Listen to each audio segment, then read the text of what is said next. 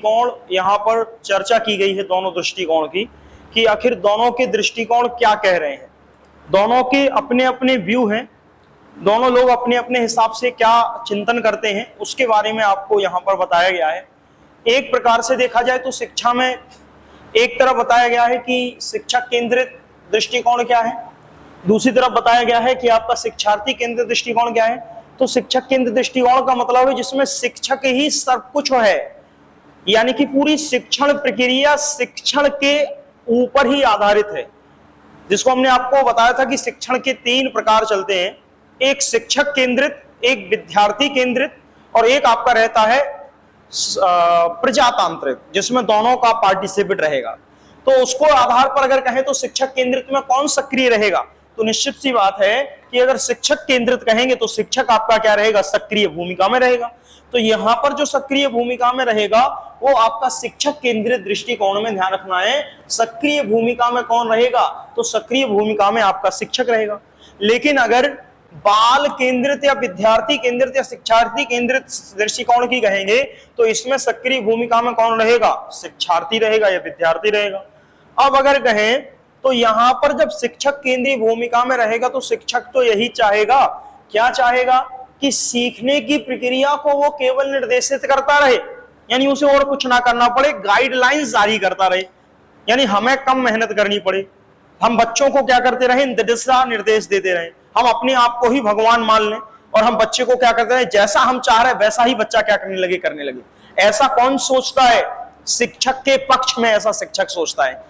लेकिन बालक क्या सोचता है यहाँ पर कि सीखने की गतिविधियां शिक्षकों के द्वारा सुगम की जाएं, यानी कि शिक्षक तो बालक यह अपेक्षा करेगा, बालकों के संदर्भ में क्या बात रहेगी कि शिक्षक इस तरीके से पढ़ाए, इस प्रकार की गतिविधियां कराए शिक्षक कि हमको जो भी सिखाया जाए वो हम आसानी से, सरल तरीके से, सुगम माध्यम से क्या कर जाएं, सीख जाएं। बात समझ पाए। तो यहां पर सीखने की गतिविधियों शिक्षकों द्वारा सुगम की जाए, हमें ज्यादा मेहनत ना करनी पड़े, शिक्षा क्या करे, आसानी से हमको चीजों को क्या कर दे, सिखा दे। ये विद्यार्थी के पक्ष में, और यही कहा गया है विद्यार्थी केंद्रित में कि आपको ही अच्छी से अच्छी शिक्षण विधि का चयन करना है बच्चे की सुविधा के अनुसार। अगर बच्चा नहीं सीख पा रहा है जिस विधि से, आप कोई दूसरी वैकल्पिक विधि का प्रयोग कीजिए जिससे वो बच्चा क्या कर जाए, उस विधि के माध्यम से क्या कर जाए, सीख जाए।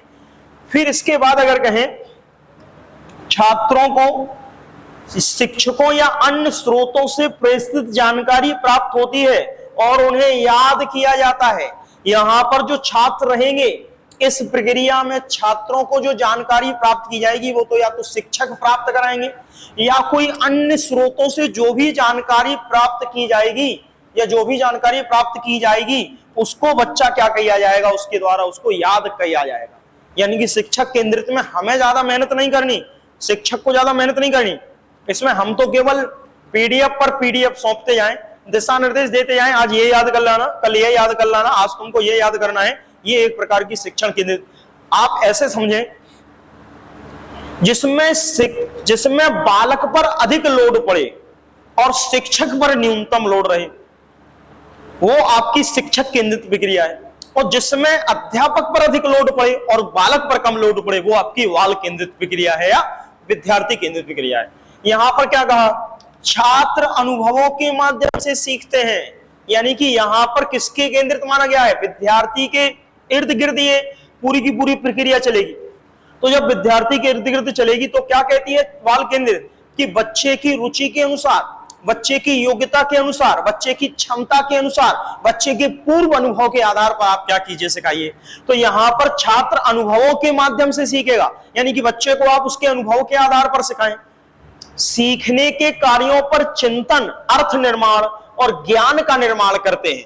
यानी कि जब सिखाने की बात आएगी या बच्चे की सीखने की बात आएगी तो यहां पर बच्चे सीखने के लिए क्या करेंगे, कार्यों पर चिंतन, अर्थ निर्माण, यानी कि जो भी कार्य कर रहे हैं उस कार्य, जो भी कार्य कर रहे हैं उस कार्य पर क्या करेगा वो चिंतन, उसके आधार पर क्या करेगा, मस्तिष्क में उस विषय वस्तु से रिलेटेड अर्थ का निर्माण करेगा बालक, जिससे कि उस बच्चे का क्या हो सके, ज्ञान का निर्माण हो सके। देखो यहां किस पर बल दिया गया, याद कराने पर। और यहां पर किस पर बल दिया गया? ज्ञान के निर्माण पर, बच्चे के चिंतन के निर्माण पर, चिंतन करके अर्थ के निर्माण पर। तो जहां पर अर्थ निर्माण हो, ज्ञान का निर्माण हो, वह ऑप्शन, वह विधि अच्छी मानी जाएगी। जहां रटाने की बात की जाएगी वह विधि खराब मानी जाएगी। बात समझ पाई कि नहीं? जहां पर विद्यार्थी सीखने के लिए प्रक्रिया में बच्चे को निर्देशित किया जाए वो खराब है। जिसमें बच्चे को गतिविधियों के द्वारा शिक्षक सुगम बना ले ज्ञान को, वो विधि आपकी अच्छी है। बात समझ पा रहे कि नहीं? तो यहां पर याद रखना है, इसमें वैचारिक स्पष्टता प्राप्त होती है। वैचारिक का मतलब है जो भी आप बच्चे को कंसेप्ट समझा रहे हैं उससे रिलेटेड जो वैचारिक अवधारणा होती है बच्चे की, वो क्या हो जाती है? स्पष्ट हो जाती है। क्योंकि इसमें आप क्या कर रहे हो? उसके ज्ञान का निर्माण करने के क्या कर रहे हो? उसको भिन्न भिन्न प्रकार के अनुभवों से जोड़ के बता रहे हो। बात समझ पाए? तो याद रखना है कि अब आप जैसे उसको गणित पढ़ा रहे, अब भिन्न ही पढ़ा रहे, सपोज दैट अब भिन्न में तुमने सीधा 1/2 लिख दिया, भैया इसको 1/2 कहते हैं बेटा, तो वो तो याद करेगा। तो ये प्रक्रिया हो गई। आप उसके अनुभव से जोड़ो। उसने कहो कि तुमने रोटी खाई है, वो कहेगा हाँ। तो रोटी कैसी होती है? वो कहेगा गोल। तो वो एक भाग होता है। तुमने आधी रोटी खाई, वो कहेगा हाँ। आधी रोटी कैसी होती है? बोले 1/2। यानी कि जो आधी रोटी है उसी को 1/2 कहा जाता है। तो बच्चे को किससे स्पष्ट करना है? आपको अनुभवों के माध्यम से सिखाना है। उसको कार्यों पर चिंतन अर्थ निर्माण करके सिखाना है। इनकी जो भी आप कार्य दो उसको करने के लिए उसके आधार पर, चिंतन के आधार पर अर्थ का निर्माण करो। साथ में ज्ञान का निर्माण भी आपको बच्चों को कराना है। यह प्रक्रिया अच्छी मानी जाएगी। इसमें वैचारिक स्पष्टता की क्या होगी? प्राप्ति। यानी कि जो भी बच्चा चिंतन कर रहा है, जो भी विचार बच्चे के अंतर्गत आ रहे हैं, वो उस पर क्या प्राप्त होती है? स्पष्टता प्राप्त होती है। आगे चलते हैं सर। इसके बाद क्या कहा गया है? 2 पॉइंट और देखना बस केवल, और उसके बाद ये कहानी खत्म है, इसकी ज्यादा है नहीं, देखना। इसके बाद कहा गया है कि यह उपदेशात्मक होता है। उपदेशात्मक मतलब क्या? शिक्षक बस केवल ज्ञान की गंगा बहाते जा रहे, व्याख्यान देते जा रहे, लेक्चर देते जा रहे, तो ये आपका क्या कहलाएगा? उपदेशात्मक। ये निर्देशात्मक कहलाएगा। पाठ पुस्तकों पर और व्याख्यानों पर ये क्या होगा? आपका आधारित। यानी इसमें शिक्षक को कोई गतिविधि नहीं करानी, कोई क्रियाकलाप नहीं कराना, किसी अनुभव के आधार पर बच्चे को नहीं जोड़ना। सिर्फ और सिर्फ क्या करते जाना है? उपदेश देते जाना है, निर्देश देते जाना है। पाठ पुस्तकों और व्याख्यानों पर क्या है? ये विधि आपकी क्या रहेगी? पूर्णता आधारित रहेगी। अगर हम यहाँ कहें परियोजनाएं, गतिविधि, समस्या समाधान और गहन अधिगम की इच्छा किसमें व्यक्त की जाती है? इस प्रकार के अधिगम में व्यक्त की जाएगी। यानी इसमें बच्चा क्या करेगा? परियोजनाएं, गतिविधियों, समस्या समाधान और गहन अधिगम की इच्छा किसमें व्यक्त की जाएगी? आपकी शिक्षक केंद्रित में, बाल केंद्रित में। विद्यार्थी यही चाहेगा।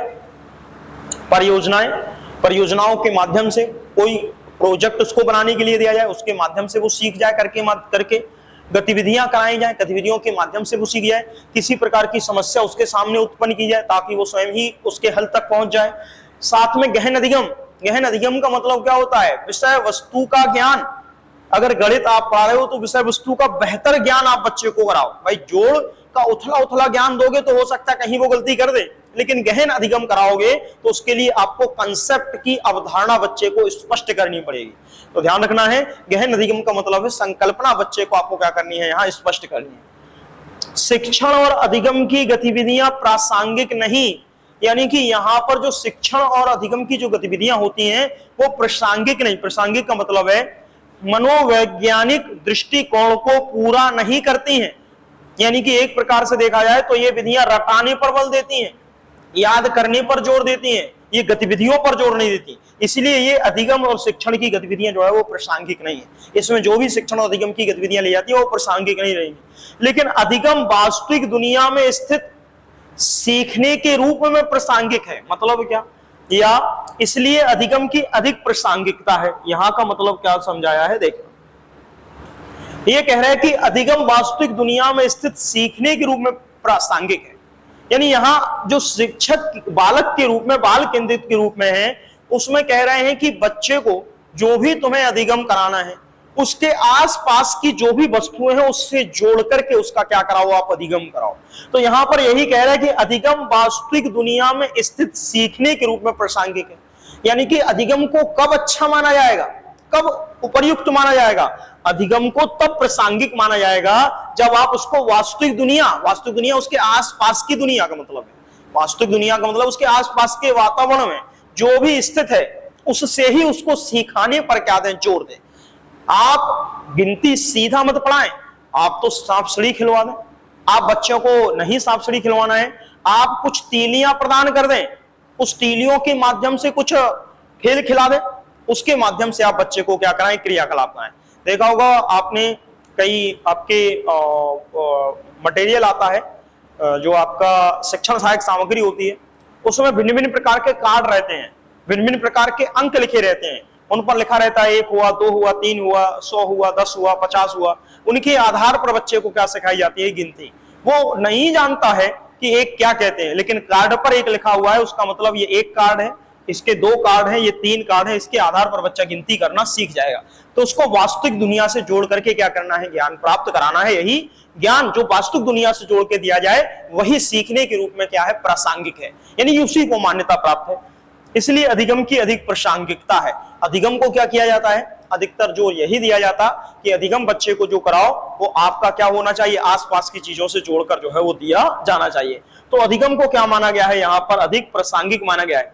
यहाँ इसका मतलब यह है कि अधिक शिक्षण और अधिगम की गतिविधियां प्रासंगिक नहीं, लेकिन अगर हम आपसे कहें कि यहाँ शिक्षण का मतलब क्या है और वहां अधिगम का मतलब क्या है, शिक्षण का मतलब यहाँ पर जो उन्होंने कहा है कि शिक्षण और अधिगम की गतिविधियां प्रासंगिक नहीं, लेकिन यहाँ कह रहे अधिगम अधिक प्रासंगिक है। इसका मतलब क्या, इसका मतलब यह है सर, हम केवल तुम्हें शिक्षण कार्य करते ना रहें। जैसे हमारा काम है कि हम आए, हमने लेक्चर दिया हवा में, व्याख्यान मेथड का प्रयोग किया कक्षा में, और व्याख्यान या लेक्चर देके हम कक्षा से बाहर निकल गए। हमने ये जानने की कोशिश नहीं की कि बच्चे ने क्या सीखा क्या नहीं सीखा।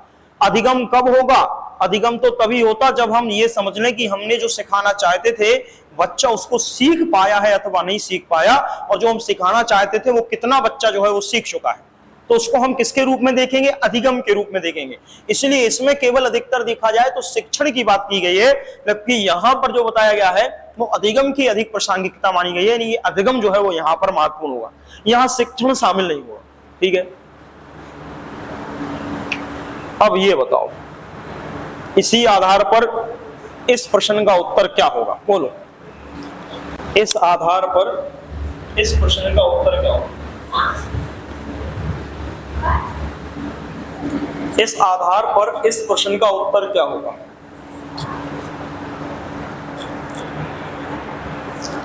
क्या लिखा है, शिक्षक केंद्रित कक्षा में, शिक्षक केंद्रित कक्षा में पूछा है सर, ध्यान से समझना है। कौन सी कक्षा में, शिक्षक केंद्रित कक्षा में। बच्चों को अधिगम सुविधा के लिए एक दूसरे के साथ प्रतिस्पर्धा करने के लिए प्रोत्साहित करना चाहिए। एक मिनट, क्या ये सही है प्रश्न?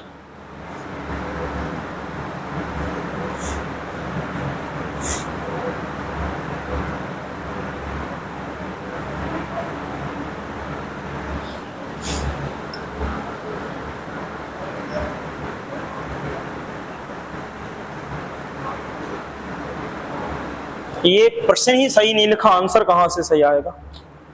क्योंकि इतना तो हमें पता रहता है कि सर जब हमने प्रश्न टाइप करने के लिए तुम्हें दिया है तो तुम गड़बड़ कहां कर रहे हो।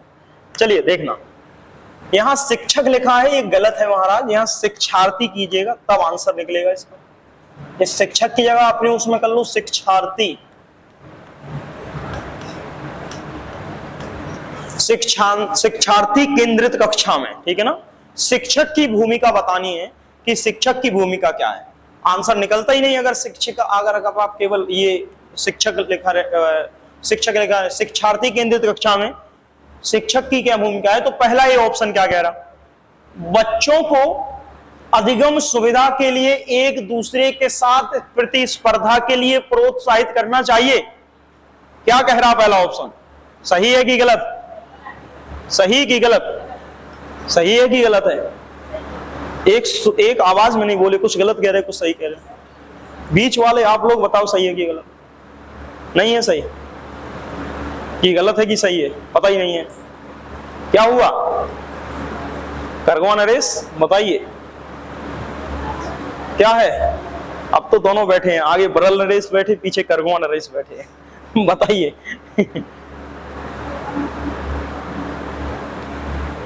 पढ़ लो, चारों विकल्प पढ़ लो। व्यक्त करेंगे कि वह अपने छात्रों से क्या करने की उम्मीद करते हैं और फिर उन्हें ऐसा करने के लिए दिशा निर्देश देंगे। ऐसे तरीके अपनाएंगे जिनसे शिक्षार्थी स्वयं अधिगम के लिए पहल करने के लिए प्रोत्साहित हो।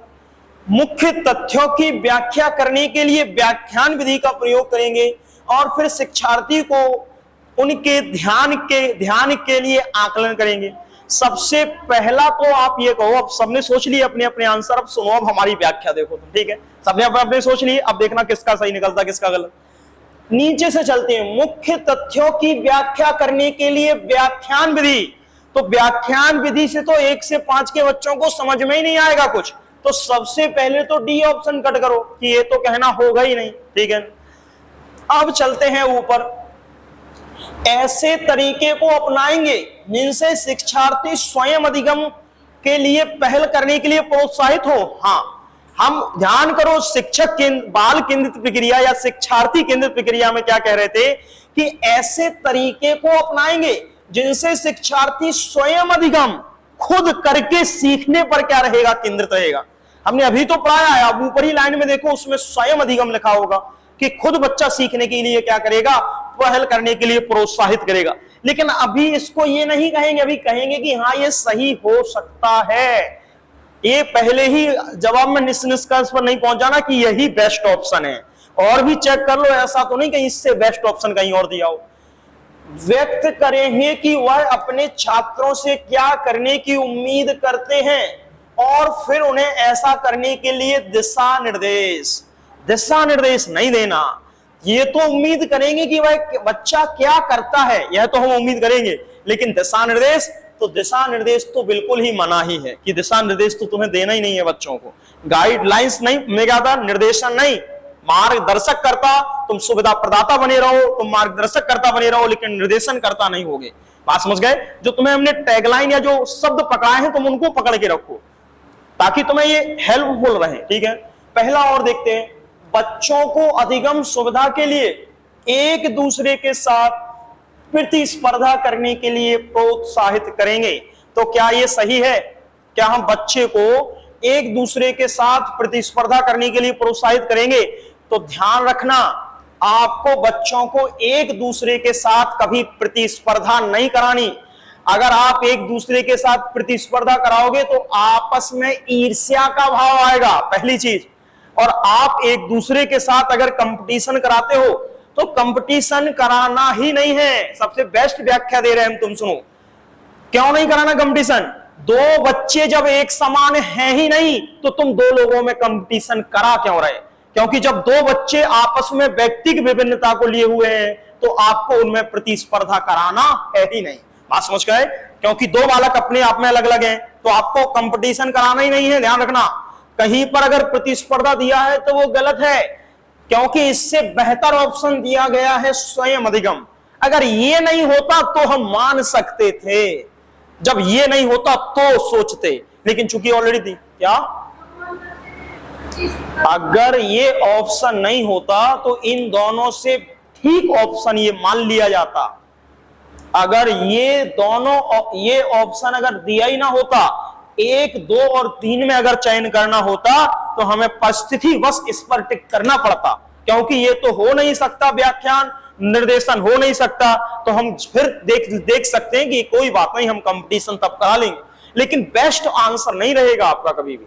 और आप तो वैसे पहली ही बार में सीधा डिनाई कर दो कि प्रतिस्पर्धा हमें कराना नहीं है, एक दूसरे में कंपटीशन कराना नहीं है, क्योंकि बच्चे क्या है, एक दूसरे के व्यक्तिगत विभिन्नता को लिए हुए हैं। और जब हर बालक एक दूसरे से अलग है, हर बालक अपने आप में एक विशिष्ट है, एक दूसरे से अलग है, तो आप उनकी एक ही पक्ष पर तुलना कैसे कर सकते हैं?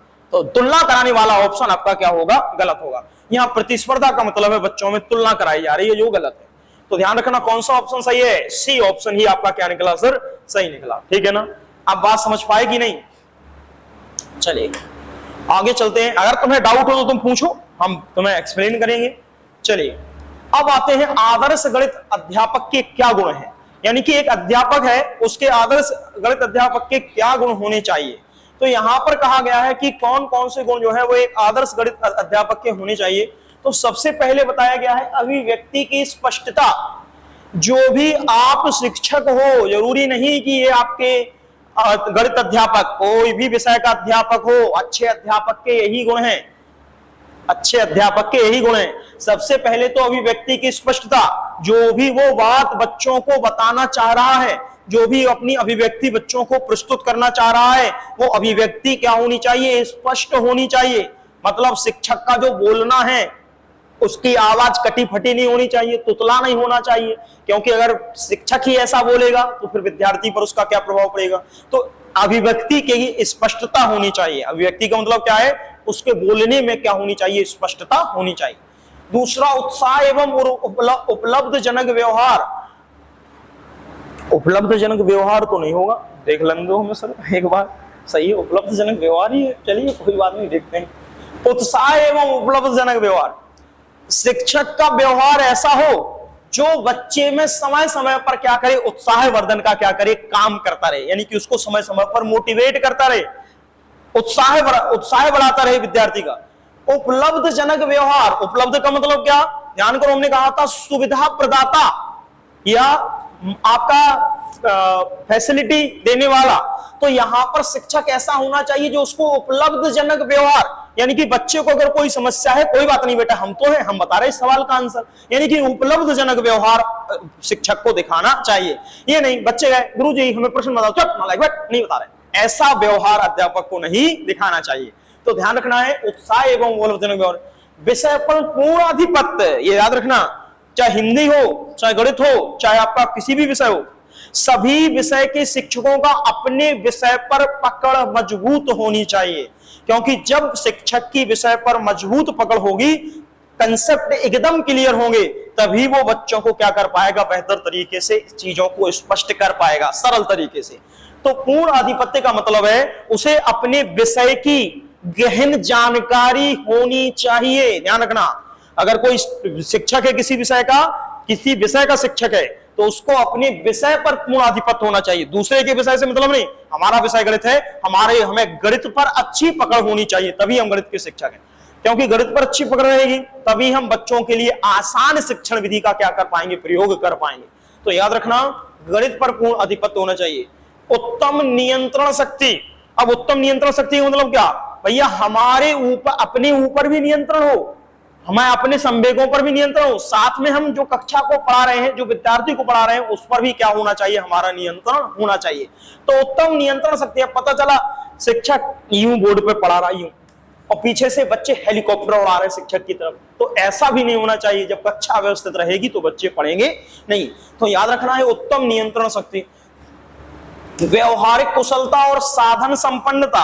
अगर कहें शिक्षक जो है व्यवहारिक कुशल हो, यानी व्यवहारिक कुशल का मतलब वही जिसको भी हमने ऊपर भी आपको बताया था उपलब्धजनक व्यवहार में, आपसे मित्रवत व्यवहार करे, विद्यार्थियों को यूं डांटे फटकारे ना। यदि कोई विद्यार्थी कमजोर है तो भी उसकी बात को शालीनता पूर्वक सुने। तो यहां पर जो बालक शिक्षक होना चाहिए वो व्यवहारिक कुशल होना चाहिए। साथ में अगर कहें साधन संपन्नता, साधन संपन्नता का मतलब क्या, जो भी आप गणित जैसे पढ़ा रहे हो, जो भी गणित पढ़ा रहे हो, उसकी सारी टूल किट्स की जानकारी आपको हो। भाई कहीं पर कोण बनाना है, कहीं पर कोई वृत्त बनाना है, उससे रिलेटेड उन संसाधनों का उपयोग करना भी आपको आता हो और उन संसाधन की उपलब्धता भी आपके पास हो, यानी कि शिक्षक के पास ऐसे गुण होने चाहिए। अब अगर कहें प्रयोगात्मक एवं अनुसंधानात्मक प्रवृत्ति, तो शिक्षक में प्रयोगात्मक व अनुसंधानात्मक प्रवृत्ति भी होनी चाहिए। अगर शिक्षक में प्रयोगात्मक व अनुसंधानात्मक प्रवृत्ति रहेगी तो वो बच्चों को भी किसके लिए प्रेरित करेगा, प्रयोगों के आधार पर सीखने पर प्रेरित करेगा। साथ में समय समय पर अनुसंधान का मतलब लिखा जाएगा यहाँ खोज, यानी कि वह बच्चों को खोजपूर्ण तरीके से सिखाने पर क्या देगा, बल देगा। अनुसंधान अगर कहें तो खोज का ही एक परिष्कृत रूप है। अनुसंधान होता है आपका खोज से ही रिलेटेड है, तो हमने सीधा खोज के लिए समझा दिया हमने। निष्कपटता, निष्कपटता का मतलब है सभी के सामने एक समान व्यवहार। ये नहीं कि भैया ये हमारे जान पहचान के हैं तो इनके साथ हम अच्छा व्यवहार करेंगे, ये भाई भतीजावाद पर आधारित रहेगा, ऐसा कोई व्यवहार नहीं होना चाहिए। सभी के साथ कैसा व्यवहार दिखाना चाहिए, एक समान व्यवहार दिखाना चाहिए। तो याद रखना है ये शिक्षक के गुण हैं। आप चलते हैं, जहां तक तुम्हें समझ में आए तुम बताना, हम वहां तक पढ़ाएंगे आज, क्योंकि इसमें काफी है। अब तो फिर बताओ, ये प्रश्न आपके सीटेट का है, एक शिक्षक केंद्रित दृष्टिकोण की मुख्य विशेषताएं क्या हैं? बोलिए। पहला ऑप्शन, ज्ञान का स्रोत शिक्षक है। सक्रिय शिक्षक निष्क्रिय छात्रों को जानकारी देते हैं। बताओ पहला सही है कि दूसरा सही है, कि पहला दूसरा दोनों सही है, कि ना पहला सही है और ना दूसरा सही है? बताओ बताओ, बोलो सर। फर्स्ट सही है। फर्स्ट का मतलब ना ही पहला सही है और ना ही दूसरा सही है। ठीक है, और कोई? अरे सब लोग अपने अपने आंसर दो, उसमें क्या दिक्कत है? फिर उसके बाद हम तुम्हें बताते हैं कि क्या सही है और क्या नहीं। डी सही है आपका? अच्छा,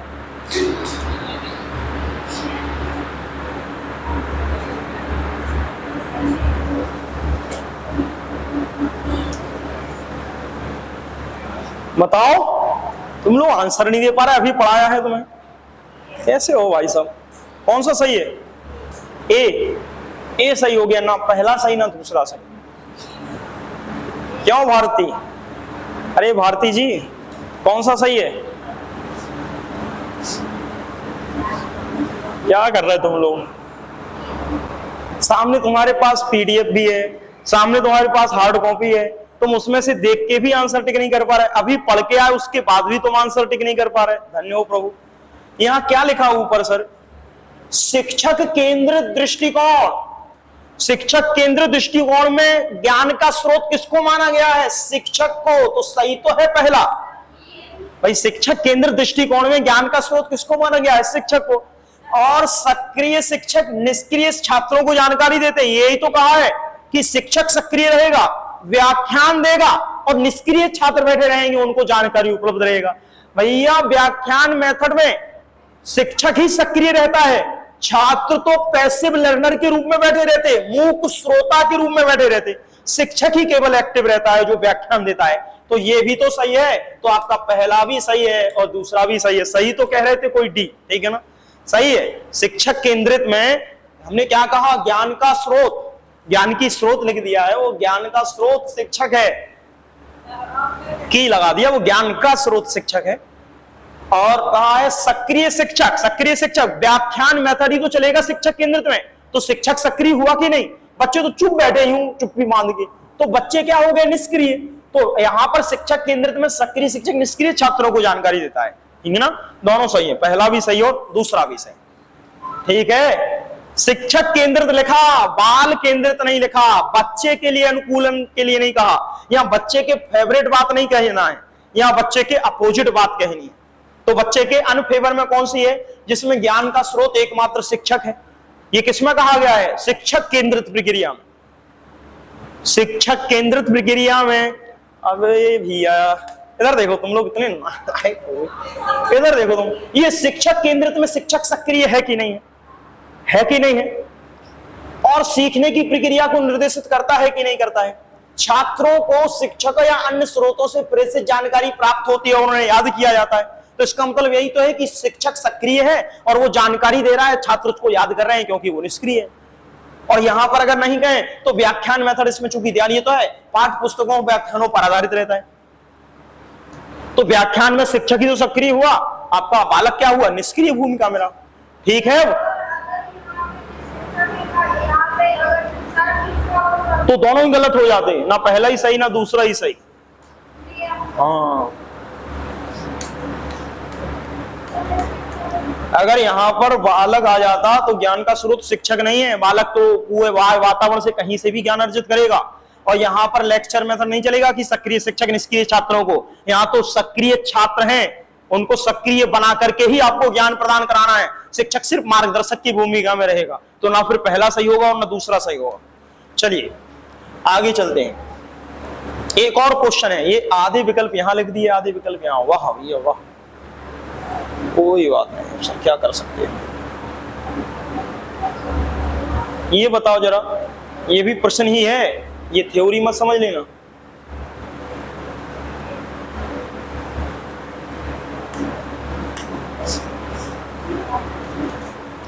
ये बताओ कौन सा आंसर सही है?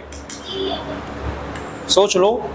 ये प्रश्न है, गणित शिक्षक के पेशेवर विकास के लिए निम्नलिखित में से कौन सा वांछनीय नहीं है? सबसे पहले तो नहीं है पे गोला करो कि नहीं है पूछा है नहीं पूछा। पहला विकल्प कह रहा है गणित की कार्यशालाओं और गोष्ठियों में उपस्थित होगा। सबसे पहले तो ये बताओ कि ये पेशेवर विकास का मतलब क्या है? पहले तो पेशेवर विकास का मतलब क्या है, तब तो तुम आंसर पढ़ोगे। क्या तुक्का लगा रहे अक्कड़ बक्कड़ बम्बे वो, ठीक है। पेशेवर विकास का मतलब है भैया अगर वो गणित का शिक्षक है तो उसको गणित के क्षेत्र में ही अपना क्या करना है, अपने कौशल को और निखारना है, क्योंकि उसका पेशा क्या है, गणित पढ़ाना। तो वो पेशेवर शिक्षक हुआ, यानी कि वो केवल गणित पढ़ाने वाला शिक्षक है, सामान्य विषय का टीचर नहीं है, मतलब जो हर विषय को पढ़ाता हो। तो यहां पर गणित शिक्षक के लिए पेशेवर विकास कि वो अपनी टेक्निक को और बेहतर कैसे करे ताकि वो अच्छी शिक्षा गणित में के माध्यम से बच्चों को दे सके। तो यहां पर गणित की कार्यशाला और गोष्ठियों में उपस्थित, जब वो जाएगा दूर दूर गणित की गोष्ठियों में शामिल होगा, उसको नई नई टेक्निक मिलेंगी गणित बच्चों को सिखाने के लिए, तो ये तो उसके लिए लाभकारी ही होगा, क्योंकि ये तो एक प्रकार से जो है वो उसके लिए लाभकारी ही होगा। फिर अगर कहें शिक्षण अधिगम के साधनों को विकसित करना, तो ये भी एक प्रकार के पेशेवर शिक्षक का काम है। वो चाहेगा बच्चों के लिए शिक्षण अधिगम के साधनों को अधिक से अधिक डेवलप कर दिया जाए। हम किसी प्रकार से जो गणित पढ़ा रहे हैं हम किसी संसाधनों के माध्यम से पढ़ा लें ताकि बच्चे को आसानी भाषा में वो चीजें समझ में आ जाए। तो ये भी बात सही है, ये भी सही है। फिर अगर कहें अपने और दूसरे विद्यालय के गणित के शिक्षकों के साथ न्यूनतम वार्तालाप, नहीं, तुम अपने और अपने सहपाठी जो विद्यालय हैं, अगल बगल के विद्यालय हैं, उनके साथ अधिकतम वार्तालाप मतलब परस्पर संवाद स्थापित करो। जब संवाद स्थापित करोगे तो जो तुम्हें कुछ नया आता है तुम उन्हें सिखा पाओगे, जो उन्हें कुछ नया आता है तो तुम्हें सिखा पाएंगे। बात समझ पाए भाई? कार्यशालाओं या गोष्ठियों का आयोजन इसलिए होता आप अपने विचार दूसरों को प्रदान कर सकें, दूसरों से विचार क्या कर सकें, ग्रहण कर सकें। और इसमें तो न्यूनतम वार्तालाप दिया है, तो यही कथन गलत है, जो एक नहीं होना चाहिए। तो उन्होंने नहीं है तो पूछा है, तो जो वांछनीय नहीं है वो यही होगा। नीचे शिक्षक विकास फैकल्टी डेवलपमेंट के कार्यक्रम में भाग लेना, ये तो है ही। शिक्षक विकास है फैकल्टी डेवलपमेंट, किस प्रकार से कोई व्यक्ति अपने डेवलपमेंट का विकास कर सकता उसके कार्यक्रम में भाग लेना, ये तो शिक्षक के अंतर्गत आएगा, यानी कि एक पेशेवर शिक्षक की भूमिका में रहेगा। तो ये सही है। तो फिर जो गलत है वही ऑप्शन है, यानी कि आपको टिक क्या करना है, सी ऑप्शन टिक करना है कि सी क्या नहीं है, वांछनीय नहीं। वांछनीय है, वांछनीय तीनों है, 1 2 3 ये तीनों सही है। अच्छा, वांछनीय का अर्थ क्या है? अच्छा, वांछनीय का अर्थ ही नहीं पता, कोई बात नहीं, तब से परेशान हो। देखना सुनना, वांछनीय और अवांछनीय दो शब्द होते हैं। वांछनीय का मतलब है जिनको समाज के द्वारा मान्यता प्रदान की गई है, या जीव समझो आप, पॉजिटिव टैग है वांछनीय और नेगेटिव टैग है अवांछनीय। वांछनीय को अच्छा माना जाता है, अवांछनीय को खराब माना जाता है। अधिगम में वांछनीय परिवर्तन ही शामिल है, अधिगम में केवल वांछनीय परिवर्तन ही शामिल है, अधिगम में अवांछनीय परिवर्तन शामिल नहीं। भैया हम अपने देश सेवा के लिए बंदूक चलाना सीख रहे हैं, ये वांछनीय परिवर्तन है हमारे में, लेकिन हम आतंकवाद फैलाने के लिए बंदूक चलाना सीख रहे हैं, ये अवांछनीय परिवर्तन है हमारे अंदर। तो अवांछनीय परिवर्तन को समाज स्वीकार नहीं करता, वांछनीय परिवर्तन को समाज स्वीकार करता है। तो यहां पर वांछनीय का मतलब है पेशेवर शिक्षक के लिए कौन सा अच्छा ऑप्शन है कि उसको क्या करना चाहिए और क्या नहीं करना चाहिए। तो वांछनीय का मतलब पेशेवर शिक्षक को क्या करना चाहिए, तो पेशेवर शिक्षक को ये करना चाहिए, ये करना चाहिए, ये, लेकिन ये नहीं करना चाहिए, न्यूनतम वार्तालाप से ज्ञान का आदान प्रदान नहीं होगा। बात समझ पाई कि नहीं? चलिए सर हम तुम्हें इसमें साथ में क्वेश्चन भी कराते चल रहे, क्योंकि टाइम नहीं मिलता है बाद में क्वेश्चन कराने का, और थ्योरी हम पढ़ा के खत्म कर देते हैं और पता चलता है कि तुम क्वेश्चन सोच ही नहीं पा रहे हो। तो हम तुम्हें साथ में क्वेश्चन लेके चल रहे हैं ताकि इसको हमें परेशान ना होना पड़े। ठीक है, आप समझने की कोशिश करें कि क्या बात सही है और क्या गलत, समझ पाओगे सर। आगे चलते हैं, चलिए अब गणित की प्रकृति पर चलते हैं। यहां से गणित की प्रकृति के बारे में देखते हैं कि आखिर नेचर ऑफ मैथमेटिक्स क्या है। तो थोड़ा सा गणित की प्रकृति समझेंगे कि आखिर गणित की प्रकृति क्या है, किस प्रकार की गणित की प्रकृति होती है, और किस प्रकार से जो है वो गणित की प्रकृति पर चर्चा करनी है, ठीक है ना। देखना, तुम्हें जहां समझ में ना आए पूछना, सर ये बताओ समझ में आ रहा कि नहीं, तो हम पढ़ाते रहें, और अगर कहो कि नहीं हम थक गए हैं तो फिर हम ये वो आपका साइकोलॉजी पढ़ाना स्टार्ट करें। बोलो सर, सोच लो तुम, क्योंकि ये तो अभी टोटल थ्योरी रहेगी अभी तो थोड़ा, हाँ ये काफी थ्योरी रहेगी अभी। अब तुम अभी झेलने के लिए तैयार हो तो हम पढ़ाने के लिए तैयार हैं, और नहीं कि नहीं सर अब रुक जाओ, कल पढ़ लेंगे तो हमें कोई दिक्कत नहीं है, हम कल पढ़ लेंगे। बोलो सर जल्दी बोलो। ठीक है, चलिए सुनिए, देखना अब गणित की प्रकृति की बात करते हैं कि आखिर गणित की प्रकृति क्या है। तो गणित की प्रकृति पर भी चर्चा कर लेते हैं, जहां भी आपको दिक्कत हो पूछते चलना, हम आपको समझाते चल रहे हैं। एक मिनट सर,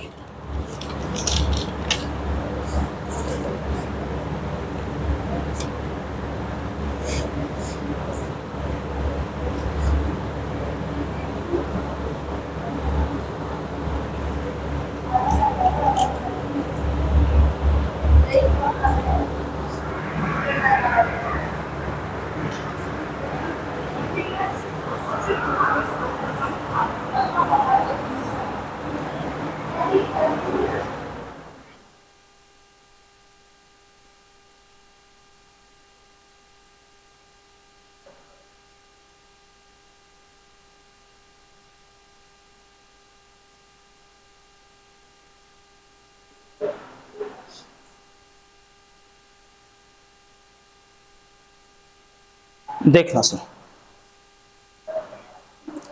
यहां पर कुछ पॉइंट छूट गए हैं, वो हम समझा लेते हैं अलग से। देखना, यहां इतने में समझ लेंगे अपन। देखना, गणित की प्रकृति की बात करते हैं कि गणित की प्रकृति क्या है, या नेचर ऑफ मैथमेटिक्स क्या है, उसको थोड़ा सा समझ लेते हैं कि आखिर गणित की प्रकृति है क्या। उसी के आधार पर चीजों को समझ लेंगे कि आखिर किस प्रकार की गणित की प्रकृति रहेगी और किस प्रकार की गणित की प्रकृति की बात कर रहे हैं।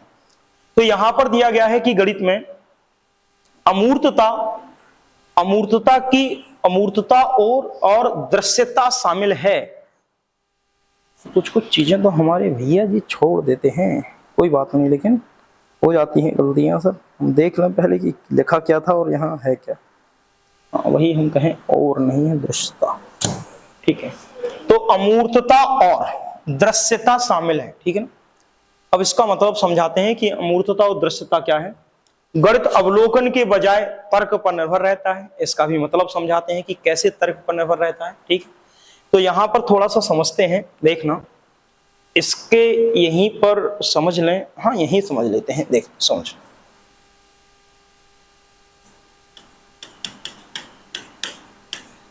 तो गणित है क्या, सबसे पहले तो यही, या यूं कि गणित की प्रकृति क्या है, तो उसको समझते हैं कि गणित की प्रकृति है क्या। देख, शायद हमने कई बार बताया भी, लेकिन फिर बता रहे हैं, पहले थोड़ा समझ लें। फिर अगर हम कहें यहां पर कि बेटा 5 पेन का मूल्य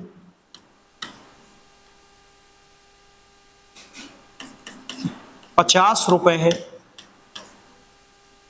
तो आप हमें 10 पेन का मूल्य बताओ कि कितना होगा। 10 पेन का मूल्य बताओ कि कितना होगा। यदि हम ये पूछें कि 5 पेन का मूल्य अगर 50 रुपया है, तो अगर हम पूछें कि 10 पेन का मूल्य कितना होगा, तो बच्चे के प्रश्न करने के, उत्तर करने के तरीके अलग अलग होंगे। हो सकता वो बच्चा ये कह दे कि आप 5 पेन का मूल्य बता रहे हो 50 रुपया है, तो एक पेन का मूल्य अगर आप निकालोगे तो आपका एक पेन का मूल्य 50/5 यानी कि 10 रुपया आएगा। तो फिर 10 पेन का मूल्य अगर आपको निकालना है तो निकल आएगा, 10 का गुणा हम 10 में कर देंगे, यानी कि 10 पेन का मूल्य कितना हुआ, 100 रुपया हुआ। एक तरीका तो ये हुआ। दूसरा हमने कहा जरूरी थोड़ी है, 5 पेन का मूल्य अगर 50 रुपया है, अब हमें 5 से कहां पर जाना है, 10 पर जाना है, तो यहाँ 2 का गुणा करेंगे, तो यहां से भी हम क्या कर देंगे, 2 का गुणा, तब भी तो 10 पेन का मूल्य कितना आ गया है, 100 रुपया आ गया है। यानी कि ये भी तो एक तरीका है। यानी कि गणित में किसी भी समस्या को सॉल्व करने के तरीके आपके क्या रहेंगे, अलग अलग रहेंगे। एक बालक ने इस प्रश्न का जवाब इस रूप में दिया, एक बालक ने इस प्रश्न का जवाब इस तरीके से दिया। इसके इस तरीके से देने का कारण क्या है? इस व्यक्ति की सोच अलग है और जो ये बालक है इसकी सोच भी अलग है। इसकी सोच अलग है और इस बालक की भी सोच क्या है? आपकी अलग है। यानी कि दोनों बालकों की सोच अलग अलग ही तो है। एक प्रकार से देखा जाए दोनों बालकों के सोचने का तरीका भी अलग अलग है। ये अलग तरीके से सोच रहा और आंसर तक पहुंच गया, ये कोई अलग तरीके से सोच रहा है और आंसर तक पहुंच गया। बात समझ रहे हैं?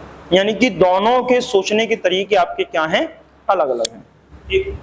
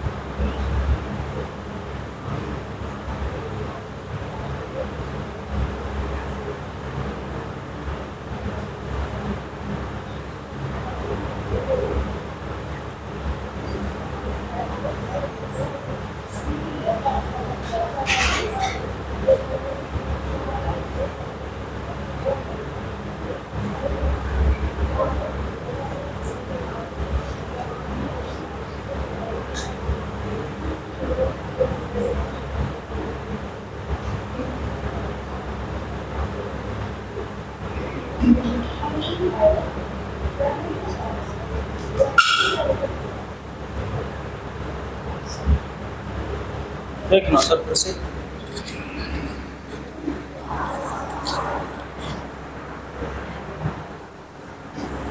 यहां पर कहा एक बच्चे का तरीका अलग है सोचने का और दूसरे बच्चे के सोचने का तरीका अलग है।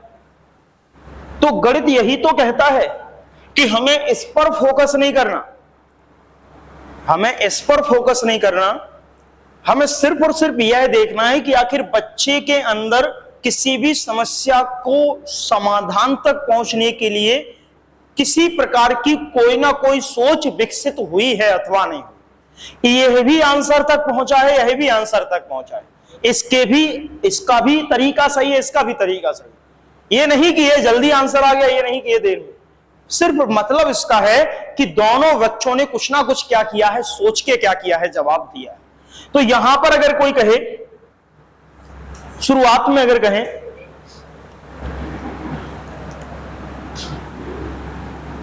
ये जो बच्चे ने सॉल्यूशन किया है, क्या ये सॉल्यूशन आपको उसने बताया था पहले? नहीं।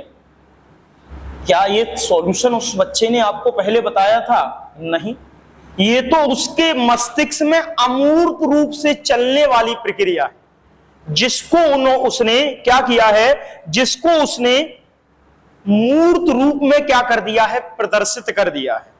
भाई ये जो आपकी जो सोच थी इस बच्चे की कि इस तरीके से इस सवाल को लगाएंगे, ये सोच थी कि इस तरीके से इस सवाल को लगाएंगे, क्या ये सोच आपको बच्चे की दिखी कि बच्चे के मस्तिष्क में इस प्रकार की सोच चल रही थी? नहीं। ये तो हम तब समझे जब उसने अपनी अमूर्त सोच को किस रूप में बदल दिया, मूर्त रूप में बदल दिया। तो अमूर्त सोच को मूर्त रूप में बदलने का काम किसके द्वारा किया जाता है? गणित के द्वारा ही तो किया जाता है। एक प्रकार से अगर कहा जाए कि बच्चे ने जो सोचा है, जो अमूर्त रूप में सोचा है, उसको ही उसने मूर्त रूप में गणित के रूप में क्या किया है, प्रस्तुतिकरण किया है। बात समझ पा रहे कि नहीं समझ पा रहे? जो भी आपने मस्तिष्क में सोचा है कि भाई इस सवाल को इस तरीके से हल करेंगे, उस सवाल को जिस तरीके से आप हल करोगे वो तो अमूर्त चिंतन है कि इस तरीके से हल करेंगे, लेकिन वो शिक्षक कैसे जान पाएगा? जब तुम गणितीय अंकों के आधार पर उसको मूर्त रूप क्या करोगे, प्रदर्शित करोगे। बात समझ पाए? ये बात समझ पाए कि नहीं समझ पाए? तो यहां पर याद रखना है कि अगर कोई कहता है तो याद रखना कि बालक अमूर्त सोच को, बच्चे के अंदर जो अमूर्त सोच है, उस अमूर्त सोच को एक निष्कर्ष पर ले जाकर छोड़ता, और यही जो निष्कर्ष है ये मूर्त रूप में क्या करता है, गणित के रूप में हमको क्या किया जाता है, प्रदर्शित किया जाता है। इसी को आप कह सकते हैं कि आपका जो रहेगा, ये जब बच्चा एक निष्कर्ष पर पहुंच जाता है, एक हल प्रस्तुत कर देता है, तो यही कहलाता है कि बच्चे ने जो सोचा था उस सोच का उसने क्या कर दिया है, गणितीय रूप क्या कर दिया है, प्रदर्शित कर दिया। यही कहलाएगा सोच का गणितीयकरण। अगर कहा जाए कि इसको क्या कहेंगे, तो इसको कहेंगे हम सोच का गणितीयकरण। और अगर कहें तो वास्तव में गणित शिक्षण पढ़ाने का या गणित पढ़ाने का मुख्य उद्देश्य यही है कि बालक की सोच का क्या हो जाए, गणितीयकरण हो जाए। यानी कि बच्चा जो सोच रहा है उस सोच को गणित के रूप में क्या कर दे, प्रदर्शित कर दे। ठीक है, तो मुख्य रूप से अगर कोई पूछता है कि आपकी गणित की प्रकृति अगर कोई कहे, तो गणित की प्रकृति क्या है, अभी उस पर नहीं पहुंचे। अभी सिर्फ हमने ये कहा है कि बच्चे ने क्या किया है, अपनी सोच का क्या किया है, यहां गणितीयकरण किया है।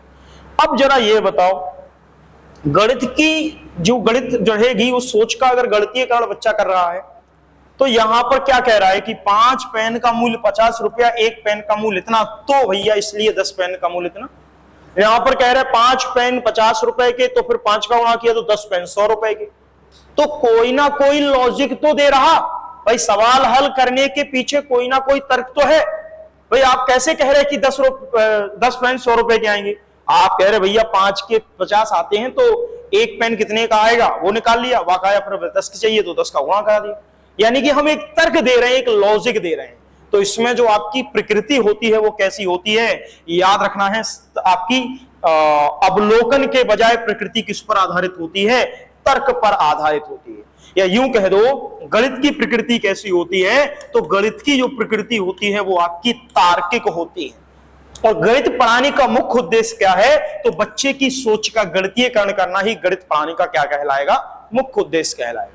अभी आगे हम और पढ़ेंगे गणित इसके, लेकिन चूंकि हमें इसको थोड़ा समझाना था इसलिए हमने उसको थोड़ा सा क्या किया, इसमें शामिल किया। अब तुम ये बताओ, यहां तक समझ में आ रहा हो तो हम आगे चलें और थोड़ा सा और समझाएं। ठीक है, बताइए, यहां तक अगर आपको दिक्कत ना हो तो थोड़ा सा आगे चलें और तुम्हें आगे समझाएं, समझना। अब देखना सर, इसी में थोड़ा सा और आगे चलते हैं। यहां पर कहा गया है, ये यहां तक तो कोई दिक्कत नहीं। सबसे पहले कोई कहे ये अलग अलग तरीका है, तो ये बच्चे की सोच है, इसको अलग तरीके से व्यक्त कर रहा है सवाल को, इसको अलग तरीके से। तो एक प्रकार से जो उसने अमूर्त रूप में सोचा है उसी को उसने गणित के रूप में प्रदर्शित कर दिया है। इसको हम क्या कहेंगे, तो बच्चे की सोच का क्या कहेंगे, इसको गणितीयकरण कहेंगे। तो बच्चे की सोच का अगर हम इसको गणितीयकरण कह रहे हैं, यानी कि जो बच्चा सोच रहा था उसी को गणित के रूप में क्या कर दे रहा है, प्रदर्शित कर दे रहा है, तो ये सोच का क्या कहलाएगा, गणितीयकरण कहलाएगा। लेकिन अगर कहें कि ये सोच कैसे रहा है, इसके पीछे कोई ना कोई वो तर्क दे रहा है, तो इसके अंदर प्रकृति कैसी है, तार्किक, और इसका गणित का उद्देश्य क्या है, एक प्रकार से इस बच्चे की सोच का गणितीयकरण कर देना। तो याद रखना, प्रकृति तार्किक रहेगी। अगर कोई प्रकृति पूछे तो तार्किक रहेगी, अभी आगे और पढ़ेंगे प्रकृति। और अगर कहें गणित शिक्षण का मुख्य उद्देश्य, तो प्राथमिक स्तर के बच्चों में गणित शिक्षण का मुख्य उद्देश्य है सोच का गणितीयकरण कर देना। चलिए अब चलते हैं आगे और यहां पर आते हैं, गणित में अमूर्तता और दृश्यता क्या है, शामिल है। इसको समझाने के लिए हमें इसको लेना पड़ा। अब भैया गणित में अमूर्तता कैसे, जो तुमने कंसेप्ट सोचा है कि किस तरीके से सवाल को हल करेंगे, क्या वो तुम्हें दिखाई दिया? जवाब है नहीं। उसको तो तब हम समझ पाए कि तुमने ये सोचा था जब तुमने उसका मूर्त रूप गणित में क्या कर दिया, प्रदर्शित कर दिया। तो यहां पर गणित में कौन सा पक्ष शामिल है, अमूर्तता, बात समझ पाए, और दृश्यता भी शामिल है। जब हमने उसी सोच को गणितीय रूप प्रदान कर दिया, तो अब तुम देख लो भैया, दृश्यता ये तुम्हें दिखा रहा है कि हमने ये जो है वो क्या किया था, अमूर्त रूप में सोचा था। तो गणित में अमूर्तता और मूर्त रूप दोनों आपके क्या होते हैं, शामिल होते हैं। यानी कि आप यहां कह सकते हो, लेकिन मुख्य रूप से अगर देखा जाए तो गणित की जो प्रकृति है वो अमूर्त रूप में अधिक पाई जाती है। मूर्त रूप में तो हम क्या करते हैं, उसको केवल गणितीय रूप में क्या करते हैं, प्रदर्शित करते हैं। तो याद रखना कि गणित जो है वो एक प्रकार से अमूर्त विषय है। अगर कोई पूछ ले कि गणित कैसा विषय है, तो अमूर्त विषय है। वास्तविकता उसकी लॉजिक को आप केवल अमूर्त रूप में सोच सकते हो, लेकिन गणितीय अंकों के रूप में हम मूर्त रूप में उसका क्या करते हैं, प्रदर्शन करते हैं। गणित अवलोकन के बजाय तर्क पर निर्भर है। भैया यहां पर ये थोड़ी कह रहे कि तुम पेड़ों का अवलोकन कर लो, आप पक्षियों का अवलोकन कर लो, आप तो यहां पर तर्क दो, लॉजिक का काम है। 1 और 1 2 होता है क्यों, बात समझ पाए। 1 पेन का मूल्य अगर 10 पेन का मूल्य 5 पेन का मूल्य 50 है, तो 10 पेन का मूल्य इतना क्यों? यानी कि यहाँ पर 10 पेन का मूल्य इतना 100 कैसे आया? कहो 1 पेन का मूल्य इसलिए 10 पेन का मूल्य इतना आया। आप तर्क दे सकते। तो यहाँ पर अवलोकन नहीं है कि भैया अवलोकन के आधार पर ऐसा है, हमने देखा है इसलिए ऐसा है, नहीं, लॉजिक है इसलिए ऐसा है। तो आपकी जो गणित की प्रकृति है, गणित जो है वो अवलोकन की बजाय किस पर निर्भर रहता है? तर्क पर निर्भर रहता है। बात समझ पाए? अब रखना, गणित की प्रकृति अवलोकनात्मक नहीं होती, तर्कात्मक प्रवृत्ति होती है। तार्किक विषय है गणित, लॉजिक देता है। गणित हमें दुनिया को समझने में मदद करता है और हम गणित को समझने के लिए दुनिया का इस्तेमाल करते हैं। बिल्कुल सही बात। गणित को समझने के, गणित हमें दुनिया को समझने में मदद करता है। भैया हम बाजार गए सामान खरीदने, व्यापार के लेन देन में गणित का काम। कोई भी ऐसा विषय उठा के देख लो जहां गणित का प्रयोग ना होता हो। डॉक्टर के पास गए, कितना बुखार, वो भी उसको अंकों में बताएगा। बाजार सब्जी लेने गए, कहीं चले जाओ, कहीं भी दुकान पर अंकों का प्रयोग सभी जगह होगा। अगर तुम अंकों को नहीं समझ सकते तो तुम दुनिया को नहीं समझ पाओगे। बात समझ पाएगी नहीं? इसलिए कहा है कि गणित हमें दुनिया को समझने में मदद करती है। भैया तुम्हें अगर अंकों का ज्ञान नहीं होगा, तुमको कोई भी बेवकूफ बना देगा, तुम कैसे समझ पाओगे कि उसने 1 किलो तोला है कि आधा किलो तोला है कि 500 ग्राम तोला है? बात समझ पा रहे कि नहीं? तो गणित हमें क्या करती है? दुनिया को समझने में मदद प्रदान करती है और हम गणित को समझने के लिए दुनिया का इस्तेमाल करते हैं। भैया हम गणित भी तो तभी समझ पाएंगे जब हम बाजार जाएंगे, तब हम पैसे का लेन देन करेंगे, तभी तो हम क्या कर पाएंगे? गणित समझ पाएंगे। तो दोनों पॉइंट सही हैं। गणित हमें दुनिया को समझने में मदद करता है और हम गणित को समझने के लिए दुनिया की क्या लेते हैं? मदद लेते हैं। बात समझ पाए? या दुनिया का क्या करते हैं? इस्तेमाल करते हैं। आगे चलते हैं सब। चलिए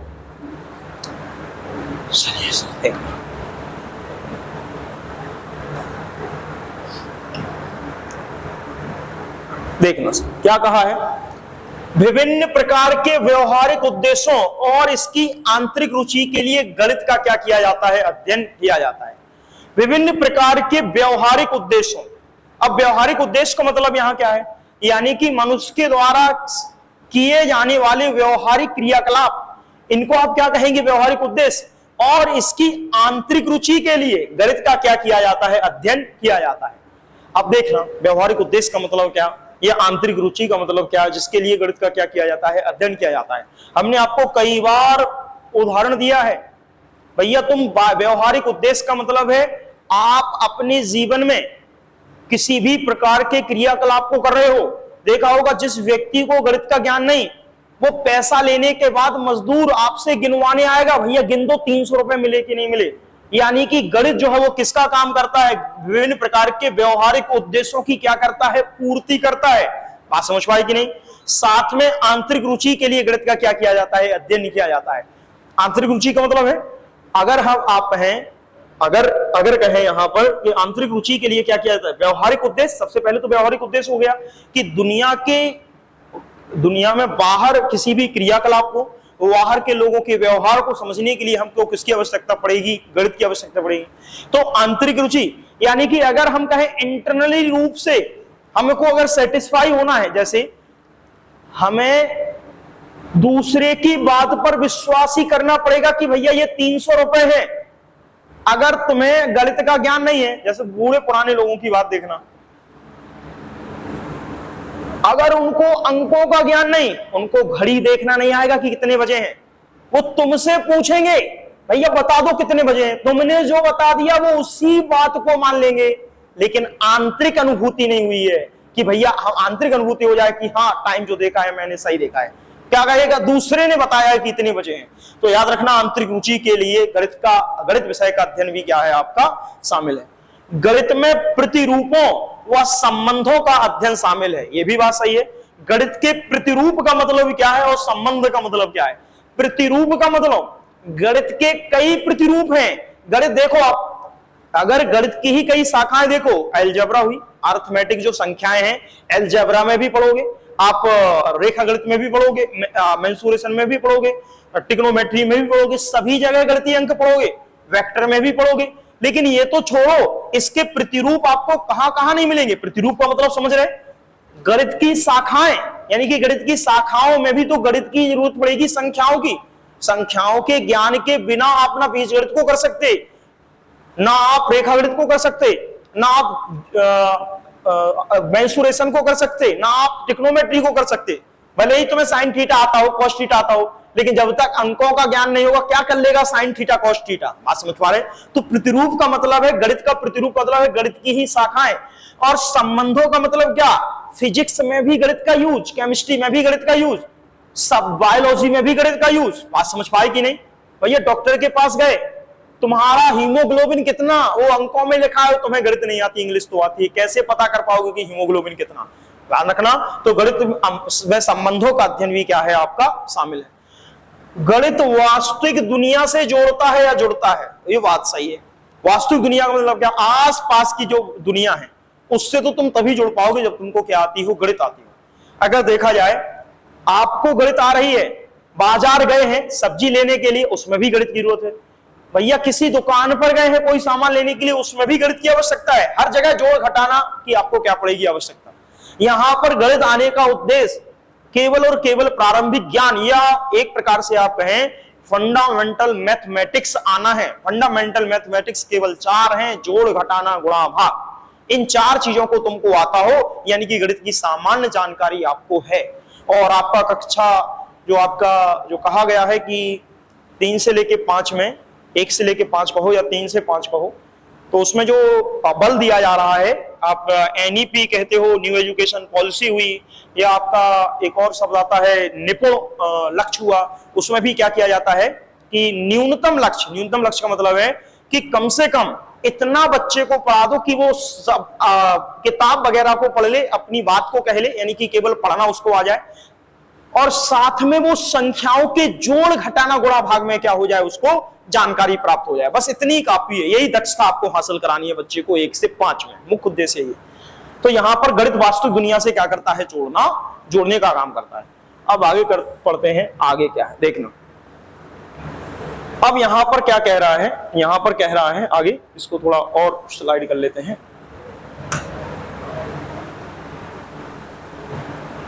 देखना। कह रहा है यहां क्या? गणित को पढ़ाने के लिए विषय को पढ़ना जरूरी है। देखा इसका मतलब क्या है?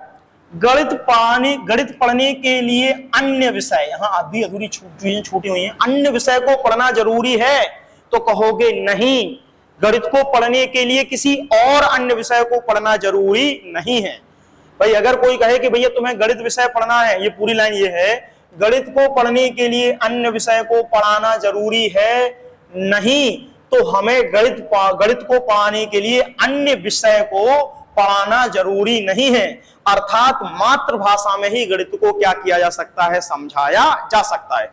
अगर कोई कहे गणित विषय पढ़ाने के लिए क्या भैया आपको कोई और विषय भी आना चाहिए, क्या गणित पढ़ाने के लिए कुछ और सीखने की आवश्यकता पड़ेगी? तो आपकी गणित कहती है कि हमें पढ़ने के लिए आपको कुछ सीखने की जरूरत नहीं है, आप अपनी मातृभाषा में ही गणित को सीख सकते हो। जरूरी नहीं कि तुम्हें मानक हिंदी भी आए, आप तो जिस भी भाषा जो है आपके पास जो मातृभाषा है उसी में क्या कर जाओगे? गणित को सीख जाओगे। बात समझ पाए? तो याद रखना, गणित पढ़ाने के लिए या गणित पढ़ने के लिए, गणित सिखाने के लिए किसी अन्य भाषा की आवश्यकता नहीं होती। आप अपनी मातृभाषा में ही क्या कर सकते हो? गणित को सीख सकते हो।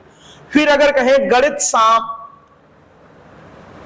सामान्य के रूप में रहती है, अर्थात गणित की कोई अन्य भाषा नहीं होती। मतलब क्या समझना? गणित जो है वो सामान्य नहीं लिखा है यहां, सामान्य भाषा के रूप में रहती है। यानी कि गणित जो है वो आपकी सामान्य भाषा के रूप में रहती है। गणित की कोई अन्य भाषा नहीं होती जिसको पढ़ने के लिए, या गणित की कोई अतिरिक्त भाषा नहीं होती जिसको गणित को सीखने के लिए आपको कोई अन्य भाषा को सीखने की आवश्यकता पड़े।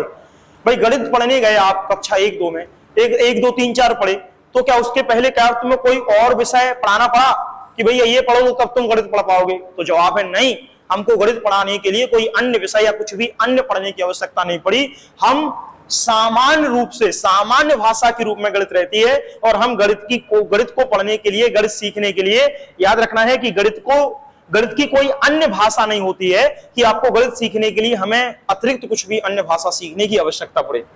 गणित को सीखने के लिए हमें किसी अतिरिक्त भाषा की आवश्यकता नहीं होती। ये लिखा है भाई नीचे कि गणित पढ़ने के लिए आपको कोई अतिरिक्त भाषा की आवश्यकता नहीं होती है। चलिए आगे चलते हैं। साथ में ये भी कहा है, क्या कहा, गणित सीखने के लिए सर किसी विशेष या जन्मजात योग्यता का होना आवश्यक नहीं। यानी कि ये भी नहीं कि कोई विशेष जन्मजात योग्यता लेके आओगे भैया तब तुम गणित पढ़ पाओगे। हर सामान्य के लिए है गणित, कोई भी व्यक्ति जो है वो सीख सकता है। यानी किसी भी व्यक्ति के लिए क्या है, गणित विषय है। ऐसा नहीं कि गणित सीखने के लिए आपको किसी विशेष या कोई जन्मजात योग्यता होगी तभी आपको गणित सीख पाओगे या तभी गणित आपको आएगी, ऐसा नहीं है। गणित सीखने के लिए कोई भी विशेष या जन्मजात योग्यता होना जरूरी नहीं, आप सामान्य रूप से क्या कर सकते हो, गणित को सीख सकते हो। फिर यहां कहा है अर्थात पढ़ने के लिए हमें कोई जन्मजात योग्यता की योग्यता नहीं पाई जाती है, हर सामान्य बालक क्या कर सकता है, गणित को पढ़ सकता है। बात समझ पाए? तो ये 2-3 पॉइंट जो याद रखना है आपको, वो समझना है। बताइए यहां तक कोई दिक्कत है तो नहीं? हाँ पूछो बहन जी। सर ये गणित दुनिया से जुड़ता है? गणित आपको वास्तविक जीवन से जोड़ता है, वास्तविक दुनिया से जोड़ता है। जैसे वास्तविकता में पढ़ाना क्या है, पढ़ाना यही है कि आपको पढ़ाने का उद्देश्य, ध्यान रखना, शिक्षा का उद्देश्य ये नहीं होता है कि आपको पैसा कमाना आ जाए, ठीक है ना। शिक्षा का उद्देश्य ये नहीं कि तुम पैसा कमाना सीख जाओ। शिक्षा का मुख्य उद्देश्य यही है कि बच्चे का सर्वांगीण विकास, वो जब भी जाए बाजार अपने कार्यों का संपादन कर ले। भैया हम बाजार गए, अब हमको अंक आते नहीं, हम कहेंगे कि हमें आलू दे दो 1 किलो। अब मम्मी ने कहा 1 किलो ले, हमें पता ही नहीं 1 किलो कितना है, और उसने आधा किलो तोल दिए। उस हमने पैसे 100 का दिए, उसने 80 रुपए काट लिए और 20 रुपए हम वापस किए, जबकि करना था ज्यादा। तो जब संख्याओं का ज्ञान हमें नहीं होगा तो हम वास्तविक जीवन के क्रियाकलापों को संपादित नहीं कर पाएंगे। हम वास्तविक जीवन से तभी जुड़ पाएंगे जब हमको क्या आती होगी, गणित आती हो, ठीक है ना। चलिए और बताइए सर। चलिए यहां पर फिर चलते हैं। यहां पर गणित भाषा के प्रमुख अंग बताए गए हैं 5। तो गणित भाषा के प्रमुख 5 अंग बताए गए हैं, उनकी भी चर्चा कर लेते हैं कि कौन कौन से अंग हैं गणित भाषा के। तो यहां पर 5 अंग, ध्यान रखना, पद, प्रत्यय, सूत्र, सिद्धांत और चिन्ह। यानी कि इन्हीं 5 को आपको गणित भाषा के 5 तत्व मानना है। पद, प्रत्यय, सूत्र, सिद्धांत और चिन्ह। यानी कि हर गणित में अपने ही कुछ पद होते हैं, अपने ही कुछ टर्म रहेंगे, अपने ही कुछ कंसेप्ट रहेंगे, उनके गणित के अपने खुद के कुछ फॉर्मूले रहेंगे, अपने खुद के कुछ प्रिंसिपल या सिद्धांत रहेंगे, और गणित के अपने क्या रहेंगे, खुद के कुछ चिन्ह रहेंगे। तो अगर कहें कोई पद है, टर्म है, आप कह सकते हो 1 2 3, एक प्रकार से देखा जाए तो ये टर्म है, यानी कि 1 2 3 4 5 6 ये संख्याएं जो है वो एक टर्म है। अगर कहें कंसेप्ट, तो भैया कंसेप्ट का मतलब क्या, अब इन्हीं में सीखोगे तुम कंसेप्ट संख्याओं में, कौन संख्या बड़ी और कौन संख्या छोटी, कौन संख्या अवरोही क्रम और कौन संख्या अवरोही, ये कहलाएगा उनका कंसेप्ट। लेकिन तब आए तुम फॉर्मूला पर, तो इसके बाद फॉर्मूला का मतलब है आप बढ़ गए तुम उच्च कक्षाओं की ओर। उच्च कक्षाओं का मतलब क्या, अगर जरूरी नहीं है, आप ये ले सकते हो कि यहां हो सकता फॉर्मूला ले लो बीजगणित में a+b का होल स्क्वायर, तो वो गणित का अपना कुछ फॉर्मूला भी है। मेंसुरेशन ले लो, उसमें आपके फॉर्मूलों की भरमार है। फिर उसके बाद अपन लेते हैं प्रिंसिपल, यानी कि गणित को हल करने के लिए कोई ना कोई सिद्धांत भी होगा, ऐसा नहीं है कि बिना सिद्धांत के गणित चले। और लास्ट में आता है साइन, प्लस होगा, माइनस होगा, भाग होगा, गुणा होगा, यानी कि गणित के अपने क्या होंगे, खुद के कुछ चिन्ह होंगे या प्रतीक होंगे। तो याद रखना गणित के प्रमुख अंग हैं जो 5 बताए गए हैं। अभी इन पर भी और डिटेल में चर्चा बाद में कर लेंगे, अभी फिलहाल इतना ही। चलिए अब चलते हैं यहां पर गणित की भाषा। तो अभी तक गणित की प्रकृति कर रहे थे, अब कह रहे गणित की भाषा। क्या गणित की कोई भाषा होती है? हाँ, गणित की अपनी ही भाषा है, यानी कि गणित को पढ़ने के लिए कोई अन्य विषय पढ़ने की जरूरत नहीं, गणित की अपनी ही एक खुद भाषा होती है। और वो भाषा क्या होती है वो आपको बताते हैं कि गणित को अपनी क्या भाषा होती है।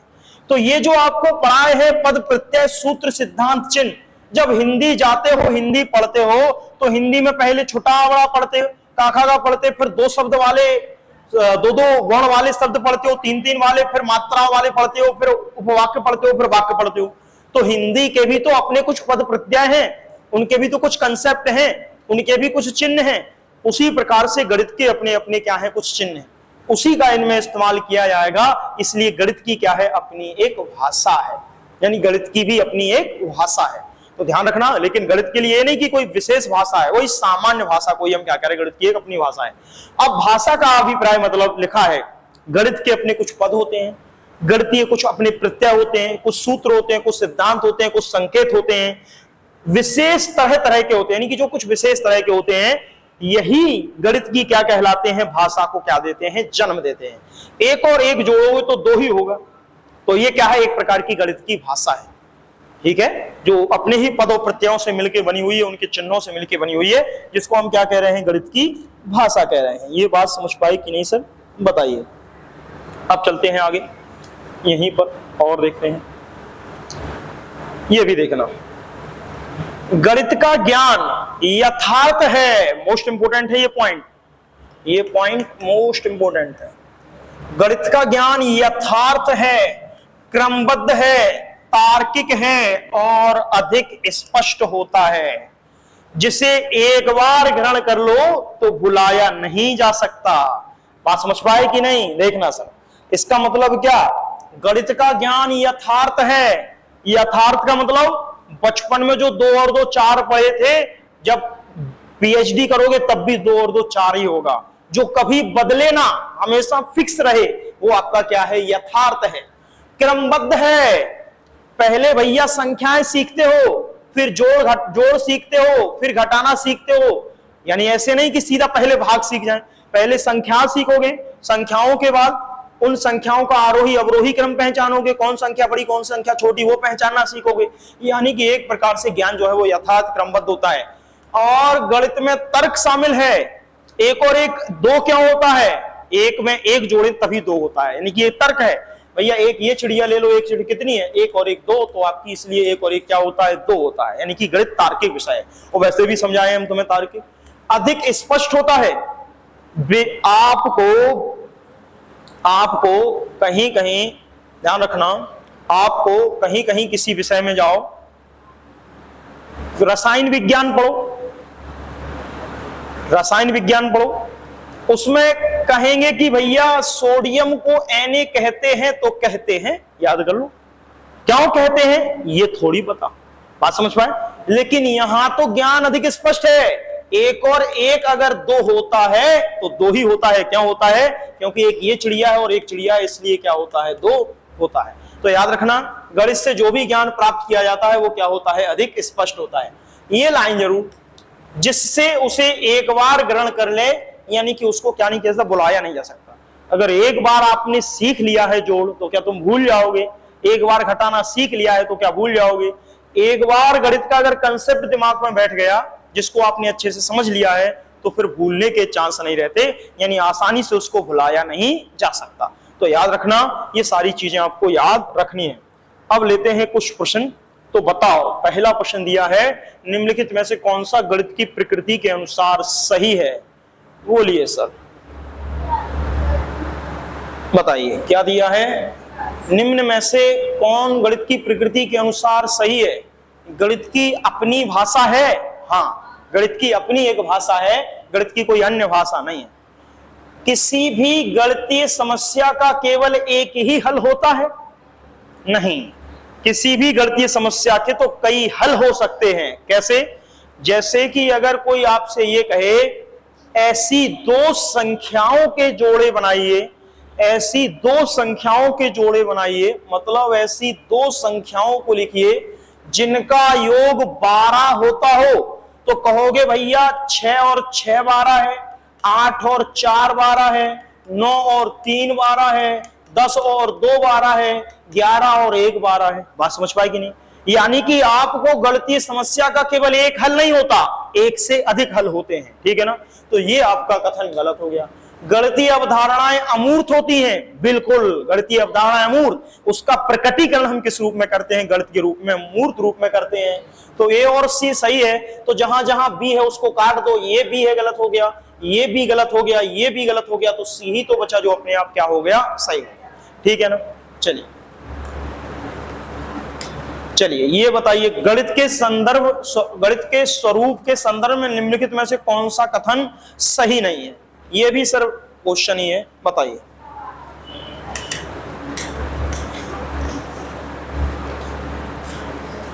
देखना,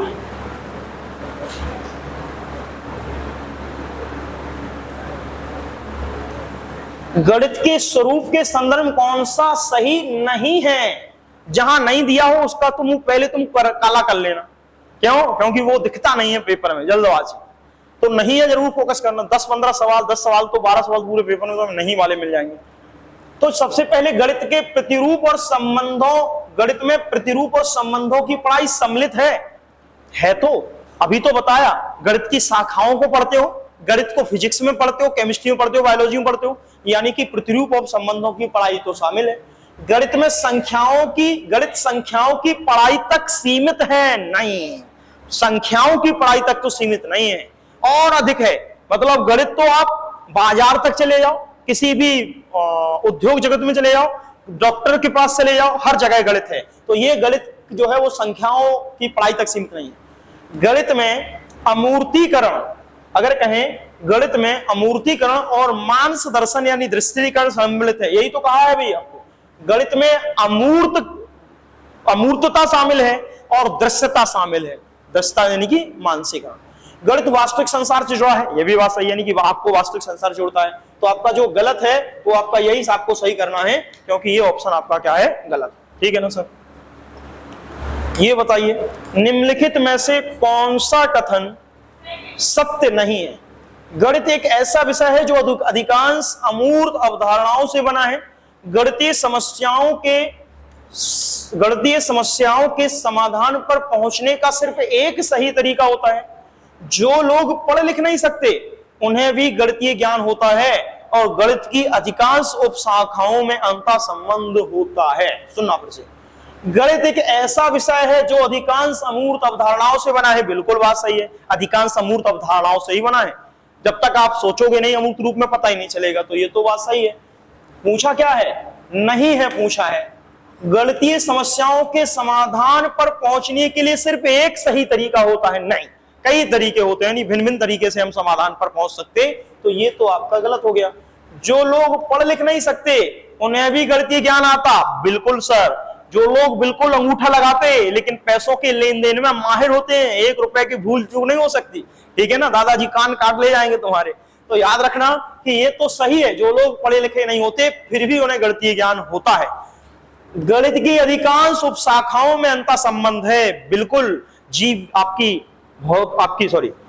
बीजगणित हुई, त्रिकोणमिति हुई, आपकी वेक्टर हुई, ये उपशाखाएं हैं उसकी। अलजेब्रा हुई, ये उसकी उपशाखाएं हैं। तो आपस में क्या होता है? कोरिलेट होता है, नहीं कि अंतर संबंध होता है। तो जब ये पहला, दूसरा, चौथा सही है तो जो गलत है वो आपका वही आपको टिक लगाना है, क्योंकि नहीं है आपसे क्या किया गया है? पूछा गया है। बात समझ पा रहे कि नहीं सर? चलिए अब बताओ तुम थोड़ा और पढ़ें कि नहीं, क्योंकि अब इसके बाद जो आपका स्टार्ट है यहां पर, यह है अब चिंतन के प्रकार। तो यहां पर भी चिंतन है गणित के, कि कितने प्रकार के चिंतन है गणित में, या यूं कहें सोच के प्रकार। जो अपन ने सोच पढ़ी है, तो गणित में जो सोच के प्रकार हैं वो 2 प्रकार से चलते हैं। एक आपकी जो सोच है अपिसारी सोच, और एक है अभिसारी सोच। एक को कन्वर्जेंट कहते हैं और एक को क्या कहते हैं? आपका ये डाइवर्जेंट। ये क्यूवर्जेंट लिखा है, डाइवर्जेंट है, डी है, ये क्यू लिख दिया। क्यूवर्जेंट नहीं है, डाइवर्जेंट है, वो कन्वर्जेंट है। ठीक है ना? डाइवर्जेंट का मतलब होता है अपसारी और कन्वर्जेंट का मतलब होता है अभिसारी। अब ये हम वैसे भी तुम्हें बता चुके हैं। इसको और कर दे खत्म, कोई दिक्कत तो नहीं, निपटा दे, कोई दिक्कत तो नहीं। इसको और पढ़ा दें, समझ में आ रहा कि नहीं आ रहा? चलने कोई दिक्कत तो नहीं है? ठीक है, सुनो, आध घंटा और लेंगे फिर हम मतलब इसमें भी अभी 10 पेज हैं, ऐसा थोड़ी है, क्योंकि अभी इसमें भी नहीं तो रहने दो, कल पढ़ा लेंगे। तुम लोग बताओ, फिर तो क्वेश्चन ही क्वेश्चन है, बस केवल थोड़ा सा समझाना है, फिर तो ये क्वेश्चन ही क्वेश्चन है, ये क्वेश्चन ही क्वेश्चन है। एक काम कर देते हैं, थोड़ा सा हम समझा देते हैं, उसके बाद क्वेश्चन तुम करने की कोशिश करना कि हो रहे कि नहीं हो रहे। नहीं होगे तो हम कल आपको एक्सप्लेन कर लेंगे। ठीक, हम तो कल करेंगे ये एक्सप्लेन, तो थोड़ा सा समझा दें ताकि तुम इन पर प्रश्न तो कम से कम सोच ही सको। प्रश्न ज्यादा है इसमें, क्योंकि प्रश्न इसलिए ज्यादा लिए हैं क्योंकि आप समझ सकें। देखना क्या कहा है। पहले तो ये गणित में सोच के प्रकार बताए गए हैं कि गणित में कौन कौन से सोच के प्रकार हैं। तो अगर कहें गणित में 2 प्रकार की सोच चलती है। एक चलती है आपकी अभिसारी चिंतन, इसको अभिसारी लिखा है और एक अपसारी, इसको चिंतन ही कर लो तब भी चलेगा। अपसारी चिंतन या अभिसारी चिंतन, इसको अभिसारी चिंतन। तो अगर कोई कहे अभिसारी चिंतन क्या है, अगर कोई कहे अपसारी चिंतन क्या है, तो याद रखना ऐसी सोच जो केवल एक ही तरीके से व्यक्त की जाए वह प्रकार होगा अभिसारी चिंतन का। ऐसी सोच जो केवल एक पासवर्ड लिखो तुम दोनों के लिए ताकि तुम समझ पाओ, ऐसी सोच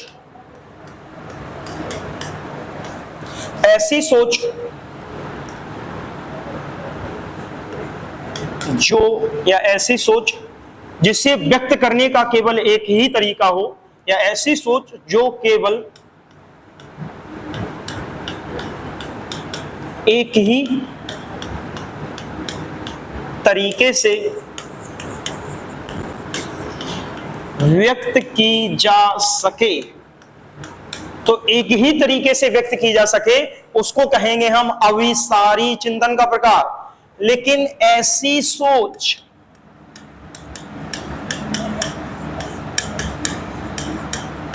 जिसको व्यक्त करने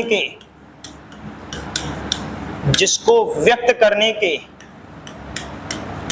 अनेक तरीके हों, जिसको व्यक्त करने के अनेक तरीके हों, उसको हम क्या कहेंगे? अपसारी सोच।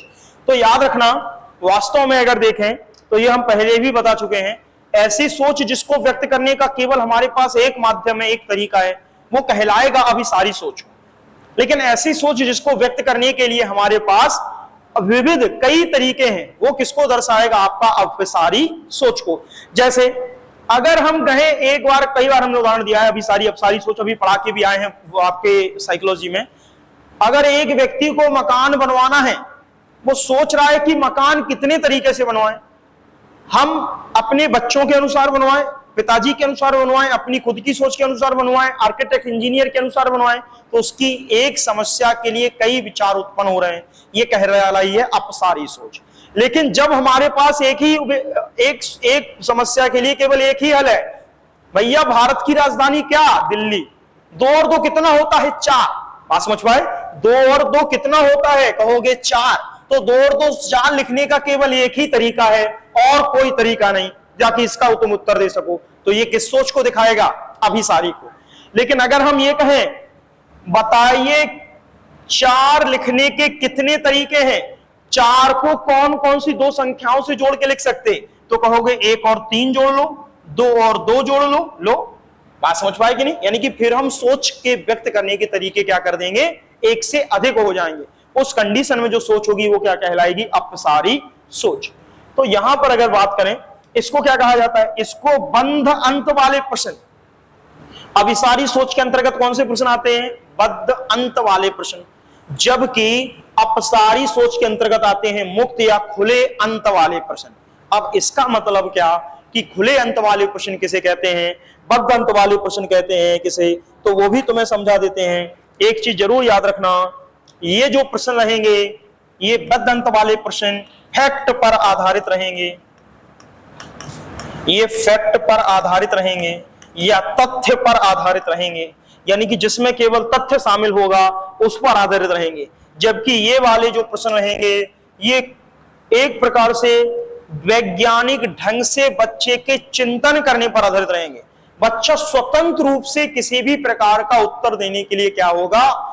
स्वतंत्र होगा। किसी भी प्रकार का उत्तर वो क्या कर सकता है? सोच करके दे सकता है।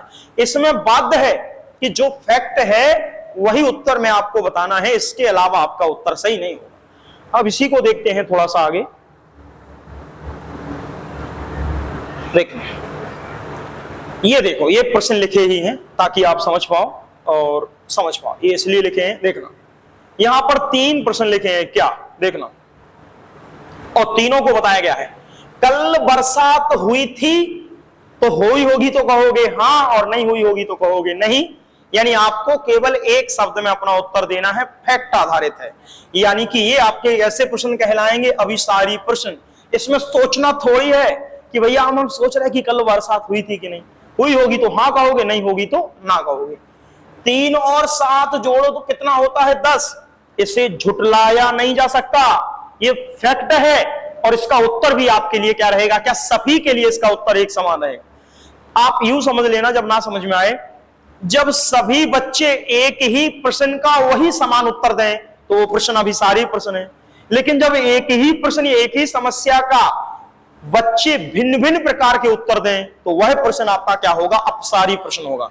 सबसे छोटी पूर्ण संख्या क्या है, तो कहोगे 0। जब सब 0 लिखेंगे तभी उत्तर माना जाएगा। लेकिन अगर हम कह दें भैया आपको विद्यालय का प्रधानाचार्य बना दिया जाए तो आप क्या करेंगे, अब कुछ कहेगा हम एकदम सही कर देंगे विद्यालय, कुछ कहेंगे अनुशासन सही बना देंगे, कुछ कहेंगे हम खेल का पीरियड बढ़ा देंगे। मतलब सब अपने अपने विचार देंगे, सबकी सोच अलग अलग होगी। तो यहां पर सबका जवाब एक नहीं होगा, सबका जवाब क्या होगा, अलग अलग होगा। तो यह प्रश्न जो है वो किसको बताएगा, मुक्त अंत वाले प्रश्नों को, जबकि ये प्रश्न किसको बताएंगे, बद्ध अंत वाले प्रश्नों को। तो जिसमें फैक्टर पर आधारित हो। अगर हम कहें मैथ में, चूंकि मैथ का तो कहना तुमने लिखा ही नहीं एक भी क्वेश्चन, तो एक क्वेश्चन यहां मैथ का लिख लेते हैं। बताना ऐसी दो संख्याओं के जोड़े लिखो जिनका योगफल 10 हो। तो भैया यहां कहा ऐसी संख्याओं के जोड़े लिखो जिनका योगफल 10 है। तो भैया 1 और 9 भी तो 10 है, 2 और 8 भी तो 10 है, 3 और 7 भी तो 10 है, 6 और 4 भी तो 10 है, 5 और 5 भी तो 10 है। बात समझ पाए कि नहीं समझ पाए? यानी कि ऐसी तो हम पता नहीं कितनी संख्याएं लिख दें, एक से अधिक संख्याएं लिख दें जिनका योगफल क्या आ रहा हो, 10 आ रहा हो। तो इसमें हमारा उत्तर तो फिक्स नहीं, कोई उत्तर ये देगा 1 9, कोई उत्तर देगा 6 4, कोई देगा 3 7, कोई देगा 2 8, तो कोई देगा 5 5। यानी कि सबके उत्तर क्या होंगे, आपस में भिन्न भिन्न। ये प्रश्न आपके क्या कहलाते हैं, अभिसारी नहीं अपसारी प्रश्न कहलाते हैं। अब यहां पर दिया गया है, ये लिखा तो है ऐसी दो संख्याएं लिखिए जिनका योगफल 10 हो। तो ऐसी दो संख्याएं लिखिए जिनका योगफल 10, तो 1 9 हो गई, 2 8 हो गई, 3 7 हो गई, 6 4 हो गई, 5 5 हो गई। ये आपकी संख्या जो है वो जिनका योगफल 10 है होगा। अब ये थोड़ा सा डिटेल है, मतलब 3 पॉइंट लिखे हैं 4 कि अभिसारी चिंतन में क्या होता है, अपसारी चिंतन में क्या होता है। तुम समझ सकते हो, कोई बड़ी बात ऐसी है नहीं कि अभिसारी चिंतन क्या है, अपसारी चिंतन क्या है। अगर यहां जाएंगे, अपसारी चिंतन से बालक के कल्पना शक्ति और बुद्धि का विकास होता है। बिल्कुल सही। जब बच्चा एक ही प्रश्न को कई तरीकों से हल करने के लिए सोचेगा तो बालक की कल्पना शक्ति भी बढ़ेगी और बुद्धि का भी क्या होगा, विकास होगा। क्यों? क्योंकि वह एक ही समस्या को कई तरीकों से हल करने पर क्या कर रहा है, विचार कर रहा है। अभिसारी चिंतन से बालक के कल्पना शक्ति और बुद्धि पर कोई सकारात्मक प्रभाव नहीं पड़ता। यहां क्या प्रभाव पड़ेगा, भारत की राजधानी दिल्ली, तो भैया दिल्ली हो गई। अपसारी चिंतन के फलस्वरूप किसी भी समस्या का एक से अधिक हल निकलता है। बिल्कुल सही बात है भैया, दो संख्याओं का योगफल 10 है, ऐसी संख्याएं लिखो तो एक से अधिक हल आ गए। जबकि यहां पर इस प्रकार के चिंतन से किसी भी समस्या का केवल और केवल एक ही हल निकलता है, वो आपका क्या कहलाता है, अभिसारी कहलाता है। इस प्रकार के चिंतन किसी भी निश्चित तथ्य पर आधारित नहीं होता, कोई निश्चित फैक्ट नहीं होगा, लेकिन ये चिंतन जो है वो एक निश्चित तथ्य पर आधारित रहेगा, एक फैक्ट पर आधारित रहेगा। भारत की राजधानी दिल्ली, उत्तर प्रदेश की राजधानी लखनऊ, भारत के प्रधानमंत्री मोदी। बात समझ गए? तो याद रखना ये तथ्य पर आधारित रहेंगे, जबकि ये तथ्य पर आधारित नहीं। अपसारी चिंतन से एक ही समस्या के हल अलग अलग विधि से निकाले जा सकते हैं। बिल्कुल बात सही है। जबकि अभिसारी चिंतन में किसी भी समस्या का हल सिर्फ ज्ञात विधि द्वारा ही निकाला जा सकता है। ध्यान रखना, ये एक अच्छा पॉइंट है। यहां पर अभिसारी चिंतन में समस्या का हल तभी निकाल पाओगे जब तुम्हें ज्ञात होगा। यहां पर तो तुम्हें ज्ञात भी नहीं है, तब भी तुम अलग अलग अज्ञात विधियों से तुम क्या निकाल लोगे, उत्तर निकाल लोगे, क्योंकि इस टाइम तुम क्या कर रहे हो, सोच रहे हो। तो याद रखना, अपसारी चिंतन में अज्ञात के आधार पर क्या कर सकते हैं, हम उत्तर दे सकते हैं, अज्ञात विधि के माध्यम से हल कर सकते हैं। लेकिन यहां पर ज्ञात विधि के माध्यम से ही क्या करना पड़ेगा, समस्याओं को हल करना पड़ेगा। तो ये यहां तक आपकी थ्योरी रही, लगभग कंप्लीट है। इसके बाद यहां से प्रश्न है, हमने तुम्हें थ्योरी पढ़ा दी है, तुम इन प्रश्नों को अच्छे से करके लाना, जो डाउट रहेगा हम क्लियर करेंगे, हम पूरे प्रश्न एक एक करके तुम्हें बता देंगे, ठीक है। तो अपसारी प्रश्न में तार्किक सोच को प्रोत्साहित करते हैं और भी सभी प्रश्न सकल आकलन के लिए उत्तम है। तुम एक प्रश्न तो कर ही लो, बताओ कौन सा सही है इसमें। अपसारी प्रश्न शिक्षार्थियों में तार्किक सोच को प्रोत्साहित करते हैं, सही तो है। भिन्न भिन्न प्रकार से अलग अलग तरीके से करने पर विचार दे रहा है। अभिसारी प्रश्न सकल आकलन के लिए अधिक उत्तम है। क्या अभिसारी प्रश्नों से सकल आकलन किया जा सकता है? सकल आकलन का मतलब होता है बच्चे का संपूर्ण आकलन कर लो, उसके हर पक्ष का आकलित कर लो, नहीं, उससे तो केवल एक पक्ष जांचा जा सकता है, तुम्हें याद है अथवा नहीं, तुम्हें स्मरण है अथवा नहीं। बात समझ पाई कि नहीं? तो ये कथन आपका क्या है? गलत है। तो केवल ए सत्य है और बी असत्य है, यानी कि फर्स्ट ऑप्शन सही होगा। बात समझ पाई कि नहीं? कोई दिक्कत तो नहीं? ठीक है सर, जाओ।